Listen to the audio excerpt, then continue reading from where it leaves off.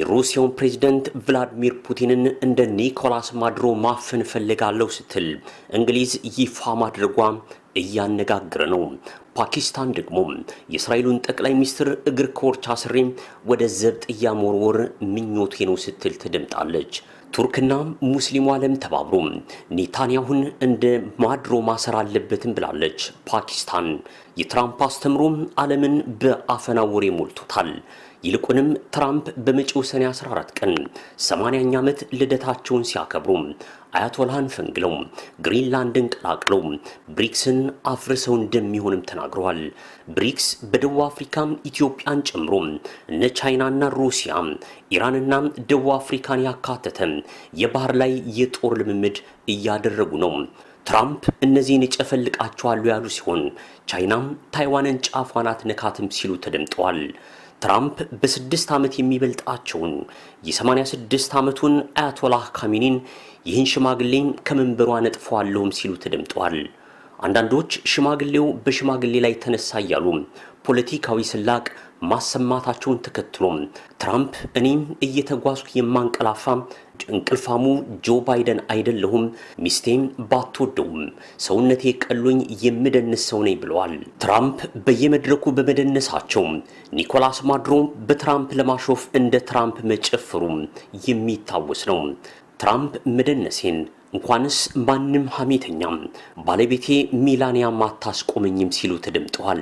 ለማንኛውም የ80 ዓመቱ ትራምፕ የልደት በዓላቸውን በማስመልከት ለአሜሪካ 2 ሚሊዮን ካሬ ሜትር ስፋት ያላትን ግሪንላንድን በስጦታ ለማበርከት ኢራንን ለማበርከክ ላቲን አሜሪካን በአሜሪካ ስር በማድረግ 80ኛ ዓመታቸውን ለማክበር ተዘጋጅተዋል። ኢትዮጵያን ጨምሮ እነ ሩሲያና ቻይና የባህር ላይ የጦር ልምምድ ማድረጋቸውን ትራምፕ ከፎቶነት የዘለለ ሚና የሌለው የጦር ልምምድ ሲሉ ማጣጥለውታል። እንዴት? መንገዳችን በስፋት ይመለከተዋል። የእንግሊዝ መከላከያ ሚኒስትር ጆን ሂሊም ከዓለም መሪዎች መካከል ምርጫ ቢሰጣቸው የሩሲያውን ፕሬዝዳንት ቭላዲሚር ፑቲን አፍነው መውሰድ እንደሚፈልጉ ሲገልጹ፣ የፓኪስታኑ አቻቸው ደግሞ የእስራኤሉን ጠቅላይ ሚኒስትር ኔታንያሁን ማፈን እንደሚፈልጉ ተናግረዋል። ትራምፕ የቬኔዙዌላውን ፕሬዝዳንት ማፈናቸውን ተከትሎ መሪን ማፈን ዓለም አቀፍ አጀንዳ ሆኗል። አፍሪካውያን ደግሞ በማዱሮ የሆነውና ለቬኔዙዌላ የተደረገው በረከት ለኛም ይድረሰን ማለት ጀምረዋል። በእርግጥ ኒኮላስ ማዱሮ በጥብቅ የስለላና ወታደራዊ እርምጃ ኒኮላስ ማዱሮ መታፈናቸውን ተከትሎ በቬኔዙዌላ የፖለቲካ እስረኞች ተለቀዋል። አሜሪካ በቬኔዙዌላ የጣለችውን ማዕቀብ ልታነሳና የነዳጅ ሽያጩም ሊነሳ ነው። ትራምፕ ለቬኔዙዌላ ዲሞክራሲም ልማትም ይዘው ወደ ካራካስ እየገቡ ይመስላል። የትራምፕ ከባድ ማስጠንቀቂያ ተከትሎ የላቲን አሜሪካዋ ኒካራጓን ጨምሮ በርካታ ሀገራት የፖለቲካ እስረኞችን በመልቀቅና እጽ አዘዋዋሪዎችን በማደን የትራምፕን ልብ ለመግዛት እየተሯሯጡ ይመስላል። አንዳንድ ኢትዮጵያውያን የትራምፕ ትኩረት ወደ ኢትዮጵያ ቢመጣ ከታየ ደንዳም እስከ አቶ ዮሐንስ ቦያለው ከጋዜጠኛ መስከረም አበራ እስከ ክርስቲያን ታደለም የመፈታት እድል ይኖራቸው ነበር። ከዚህም ባለፈ በየቀኑ በአማራ ክልል የሚፈሰው ደም ይቆም እንደነበር ምኞታቸውን ይገልጻሉ። በእርግጥ ትራምፕ ወደ ምዕራብ አፍሪካዊቱ ሀገር ናይጄሪያ ለመተኮስ ተዘጋጅተዋል። ወደ ናይጄሪያ የሚተኩሱት ክርስቲያኖችን ከሽብር ለመጠበቅ ነው ብለዋል። የቡድን 7 አባል ሀገራት ዓመታዊ ስብሰባ ከሰኔ 14 እስከ 16 በየዓመቱም ይደረጋል። ፕሬዝዳንት ትራምፕ ግን በ2026 የሚደረገውን የቡድን 7 ሀገራት ጉባኤ ሰኔ 14 የተወለድኩበትና 80ኛ ዓመቴም የልደት ባሌ ስለሆነ ጉባኤው ይሰረዛል ብለዋል።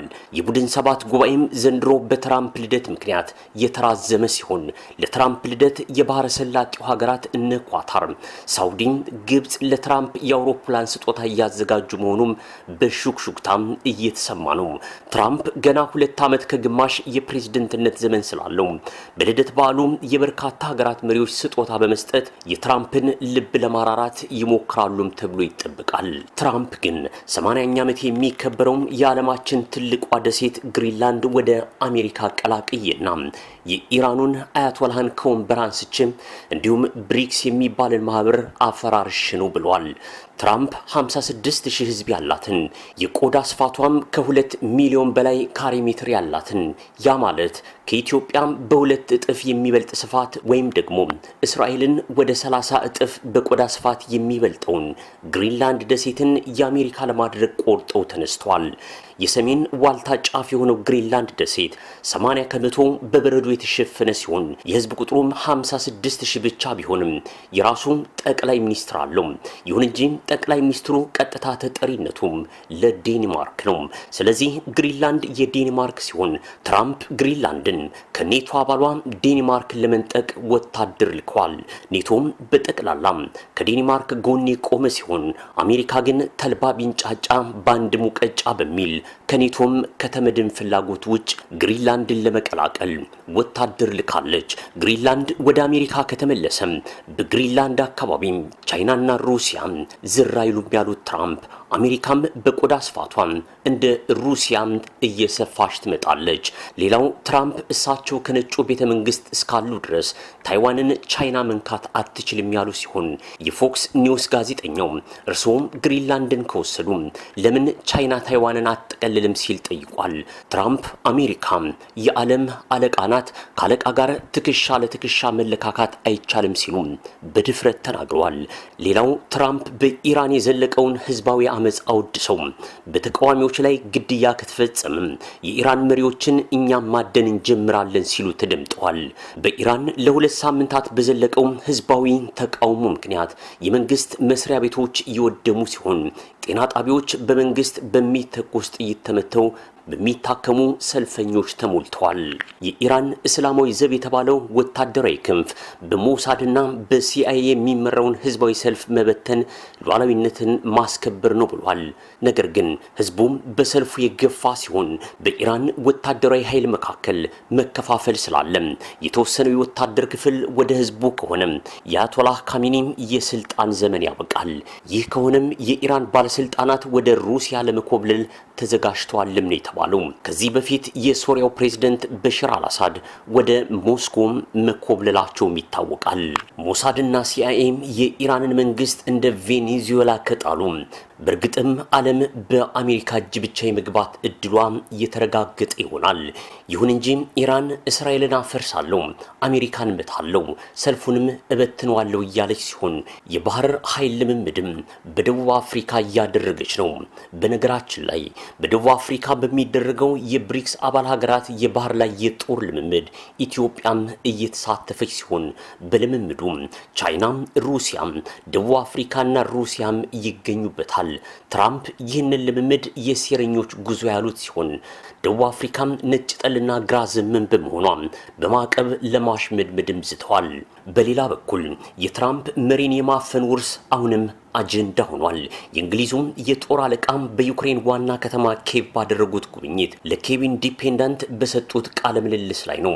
ማንኛውም የዓለም መሪ የማፈን እድል ቢኖሮት ማንን ይመርጣሉ ተብለው ለተጠየቁት ጥያቄ ጆን ሂሊ ፑቲንን በቁጥጥር ስር አውለዋለሁ ሲሉ መልሰዋል። ለዚህም እንደ ምክንያት ያቀረቡት ፑቲን የዩክሬን ህፃናትን ማፈንን ጨምሮ በጦር ወንጀል ተጠያቂ መሆናቸውንም ነው።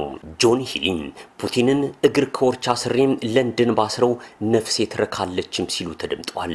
የጦር ሚኒስትሩ አስተያየት የተሰማው አሜሪካም የቬኔዙዌላውን ፕሬዝዳንት ኒኮላስ ማዱሮን በወታደራዊ ዘመቻ አፍና ከወሰደች ከአንድ ሳምንት በኋላ ነው። ማዱሮም ካፈነው በፊት ዋሽንግተን የስርዓት ለውጥ ለማድረግና የቬኔዙዌላን የተፈጥሮ ሀብት ለመቆጣጠር እንደምትፈልግ አስጠንቅቀውም ነበር። የዩክሬኑ ፕሬዝዳንት ቭላድሚር ዜሌንስኪ የአሜሪካን የማዱሮ እርምጃ በመጥቀስ አሜሪካ ቀጥሎ ምን ማድረግ እንዳለባት ታውቃለች በማለት በፑቲን ላይ ተመሳሳይ እርምጃ እንዲወሰድ የሚገፋፋ አስተያየት ሰጠውም ነበር። የአሜሪካው ፕሬዝዳንት ዶናልድ ትራምፕ ግን ፑቲንን የማፈን ሙከራ ማድረግ አስፈላጊ አይደለም ሲሉ ሐሳቡን ውድቅ አድርገዋል። ዜሌንስኪንም ትራምፕ ሐሳብ የለሽ ሲሉ ወርፈዋቸዋል።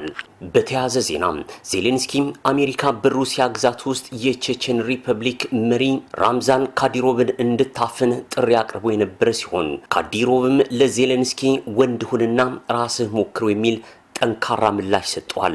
ዜሌንስኪና እኔ ብንገናኝ ዜሌንስኪ በግርማ የተኑ ያልቃል ሲልም የፑቲን ዋና የልብ ጓደኛና የሩሲያ ሙስሊሞች ምልክት የሆነው ራምዛ ካድሮቭ ተናግሯል። ሞስኮም የአሜሪካን የማድሮ አፈና የሽፍታ ስራና ዓለምን ወደ ስርዓት አልበኝነት የሚገፋ ስትልም አውግዘዋለች። በሌላ በኩል ለንደን ለዩክሬን ቁልፍ ድጋፍ መስጠቷን የቀጠለች ሲሆን የብሪታንያ መከላከያ ኃላፊ ሀገሪቱ ከሩሲያ ጋር ግጭት ቢፈጠር ሩሲያን እንደምትወጋ ማረጋግጣለች። ሩሲያ ለዚህና ለመሰል ጥቃቶች በሚል ለሁለተኛ ጊዜ በሰዓት 13000 ኪሎ ሜትር የሚበር ከድምጽ 10 እጥፍ የሚፈጥን በራሷ የተሰራውን አህጉር አቋራጭ ተቀጣጣይ ፈንጅ የሚጥለውን ኦርሽኒክ የተባለ ሚሳኤል በዩክሬን ውስጥ ጥላለች። ሚሳኤሉ ፈጣን በመሆኑ አሜሪካም የመከላከያ ስርዓት የላትም። እናም ኪየቭ ከሰሞኑ ስትነድ ሰንብታለች። ሩሲያ ከኒውክሌሯ ባለፈም ኦርሾኒክ በተባለው ሚሳኤል ወታደራዊ ቁመናዋ ከአሜሪካ ጋር ትከሻ ለትከሻ እንድትለካካ አድርጓታል። ዜሌንስኪ ግን የኒውክሌር ጦርነት ለማስነሳት በሚመስል መንገድ ፑቲን እንደ ማድሮ ታስሮ ኒውክሌር ይምጣ እያለ ነው። ፑቲን የሚቀመሱ ሰው አልሆኑም። በ50 ሺህ አጃቢና በኒውክሌር በታጠረ ቤት የሚኖሩት ደገኛው ሰው እንኳን አፍኖ ለመውሰድ ክሪሚያን እንኳን አሜሪካ ማስመለስ አልቻለችም። ጤና ይስጥልን።